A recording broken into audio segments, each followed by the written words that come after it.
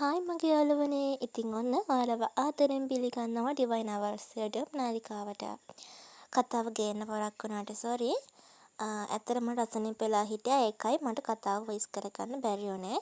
ඉතින් ඔන්න අද මම කතාව අරගෙන ආවා. ඔයගොල්ලෝ ආදරෙන් රස විඳින්න කියලා ආරාධනා කරනවා. ඉතින් වැඩි කතා නැතුව කතාව පැත්තට යමු. කතාවේ නම තමයි නපුරෙකුගේ පුංචි කටකාරිය. අනේ නොවිත් අයියා ඔයා මොනවද මේ කරන්නේ? මාව අතාරින්නකෝ. අතාරින්න?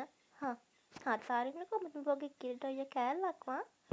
එහෙම කියපු නොවේත් කෙල්ල දිහා බලන් හිටියේ මහ කෑතර බැල්මකින්. අනේ නොවිත් අයියා ඔයා කොහොමද මට ඔහොම කරන්නේ? මම ඔයාගේ නංගි නේද? කෙල්ල එහෙම කියද්දී නොවිත් සමච්චලයට හිනාවක් පෑවා. නංගි බව ඇත්ත. ඒත් මමත් කොල්ලෙක්නේ. මටත් හැංගීම් තැනින් තියෙනවා. එහෙම කියපු නොවේත් ආව කෙල්ල ළඟට.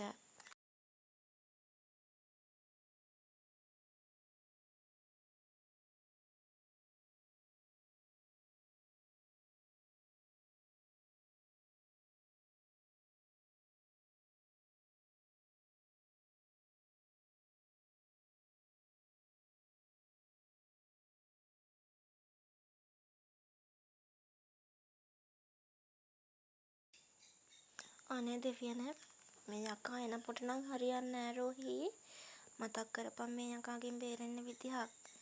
එහෙම කල්පනා කරපු කෙල්ල නොවේත් ළඟට එනකන් ඉඳලා පුළුවන් තරම් වැර යොදලා පාපහරක් කෙල්ල කරේ නොවේත් කියන පහළ ප්‍රදේශයට.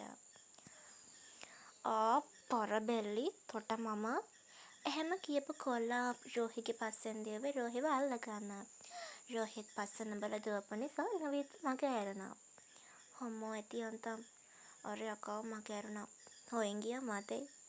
ඒත් එක්කම කෙල්ල පිටිපස්ස හැරුණේ නොවේත් එනවද කියලා බලන්න. කොල්ලා තමන්ව හොය හොයනවා දැක්ක රෝහි අප්පට සිරිප් ඔන්න අර යකා මේ පැත්තට එනවා. දැන් මම මොකද කරන්නේ? එතකොට කෙල්ල දැක්කේ ලොරියක් තියෙනවා. කෙල්ල දෙපාරක් නොහිත මේකට නැග්ගේ වෙන කරන්න දෙයක් නැති නිසා. රෝහි ලොරිය පිටිපස්සට නැගලා තිබුණ ඉටිකොලයකින් නැග වහගත්තා. හිතට හුස්ම හදාගන්න වෙලාවක් තිබුණේ නෑ ඉතින් කෙල්ලට.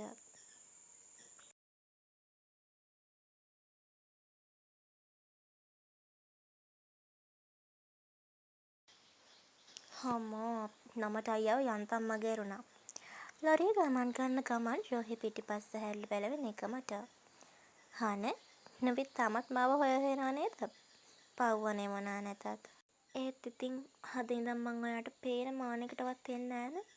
මාව හොයාගන්නේ කොහමද කියලා බලමුකෝ. තිරිසන්නු මහා මම මෙහෙන් යනවා. මේ යමහිරි මතකවලට සමු දෙන්නයි මට ඕනේ. මන් දන්නේ ආයි කවද මම නුවරට හෙයි කියලාද? මට තවත් මෙහෙ ඉන්න බෑ අයියේ. ඇත්තටම ඇයි ඔයා මට මෙහෙම කරන්නේ? මගේ අම්මා තාත්තා නැති වෙන දවසේ ඉඳලා මම කොච්චර තනි වුණාද? හේත් නැන්දලා මාව බාරගත්තේ තේපල ටික ගන්න නම් මට එහෙව දෙන්න තිබුණා.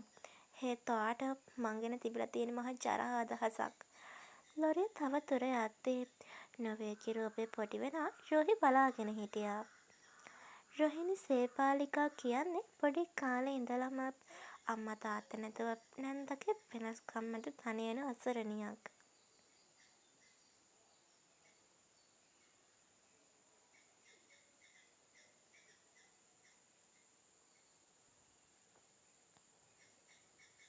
ඒත් ඉතින් කොයි වෙලක් කියවන එක නම් කෙල්ලට උපතින්ම ආපු හැකියාවක්. මේ කියවිල්ල නිසාම කෙල්ල හැම වෙලේම දාගත්ත ලෙඩ විතරයි.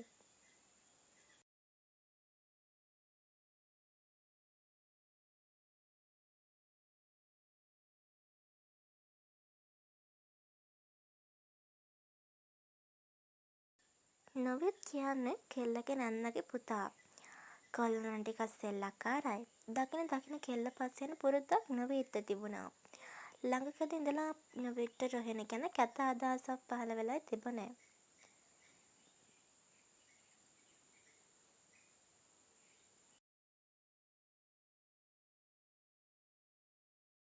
කොල්ලගේ අම්මා ඒ කියන්නේ කෙල්ලගේ නැන්දා ගෙදර නැති වෙලාවක් කෙල්ල කුස්සියේ ඉන්නකොට කොල්ලා ඒ ළම දිහා බලන් හිටියේ පේතකම.